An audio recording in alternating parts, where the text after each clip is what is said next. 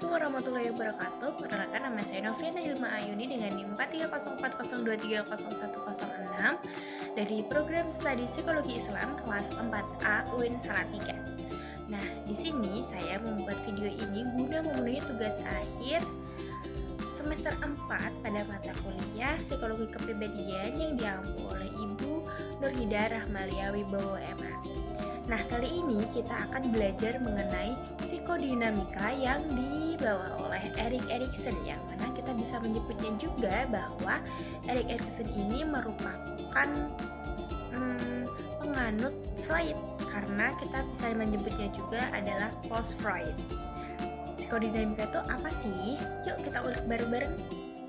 Nah, Erik Erikson adalah seorang tokoh besar ilmuwan di bidang psikologi perkembangan, khususnya pada teori psikososial. Ia lahir di Frankfurt, Jerman pada 15 Juni 1902 dengan nama asli Erich Hamburger.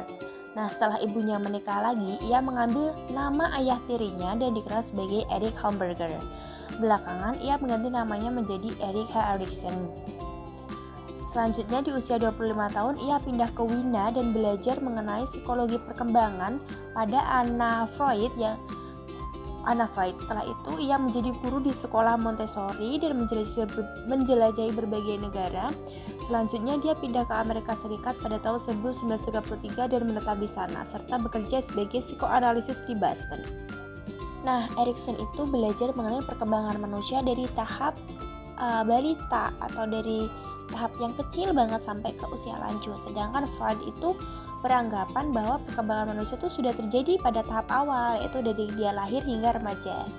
Nah, dia itu kan belajarnya sama Anna Freud ya. Jadi dia itu juga disebut sebagai Freudian atau post Freud, yang berarti orang yang bersepaham dengan Sigmund Freud, karena dia masih termasuk muridnya dari Freud itu sendiri, meskipun dengan pemahaman dan teori yang sedikit berbeda. Nah, struktur kepribadian menurut Erikson itu, ia memandang bahwa ego adalah kemampuan yang dimiliki oleh individu untuk menyesuaikan dirinya secara kreatif dan otonom. Ego ini memiliki kualitas, yakni kepercayaan dan penghargaan, otonomi dan kemauan, kerajinan dan kompetensi, identitas dan kesetiaan, keakraban dan cinta, kreativitas dan pemeliharaan, serta integritas. Menurut Erikson, ego dapat mengatur id dan superego yang terbentuk oleh sosial dan budayanya.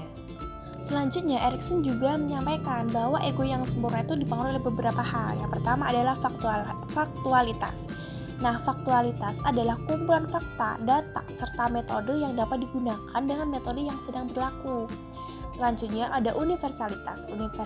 Universalitas berhubungan dengan kesadaran akan reality, sense of reality, yang menggabungkan pandangan dunia dengan sesuatu yang dianggap praktis dan konkret. Selanjutnya yang terakhir ada aktualitas. Nah, aktualitas adalah cara baru yang digunakan oleh seseorang dalam berhubungan dengan orang lain untuk mencapai tujuan bersamanya.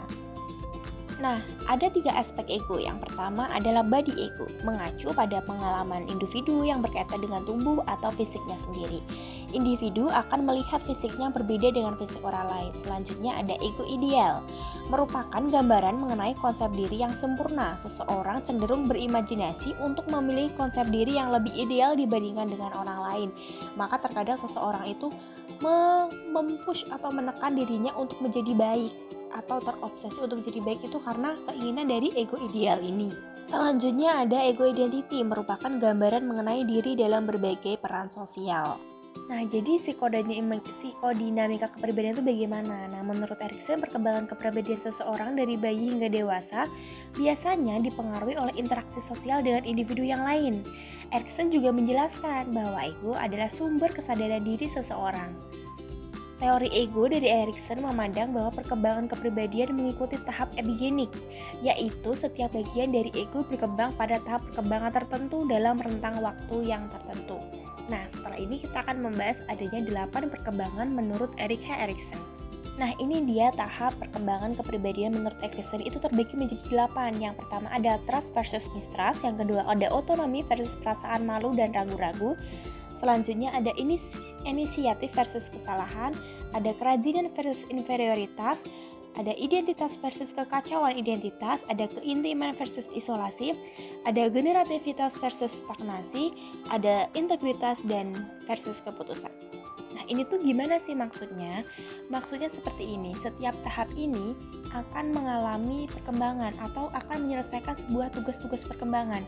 Yang mana apabila tugas-tugas perkembangan ini tidak dapat diselesaikan dengan baik, maka akan mempengaruhi psikis seseorang atau mempengaruhi terbentuknya kepribadian seseorang.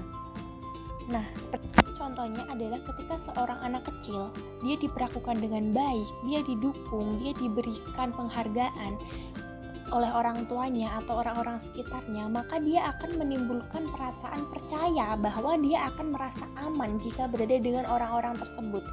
Dan sebaliknya, ketika dia berada di lingkungan yang berbeda dengan itu, maka ia akan merasa bahwa dirinya tidak aman dan itu akan memunculkan perasaan mistrust seperti itu. Nah, apabila pada tahap ini itu tidak terselesaikan dengan baik, maka yang muncul adalah mistrust atau ketidakpercayaannya terhadap orang lain. Tapi jika berkembang dengan baik, dengan lingkungan yang baik, maka kepercayaan itu akan tumbuh dengan baik juga. Dan itu berlaku untuk yang perkembangan selanjutnya.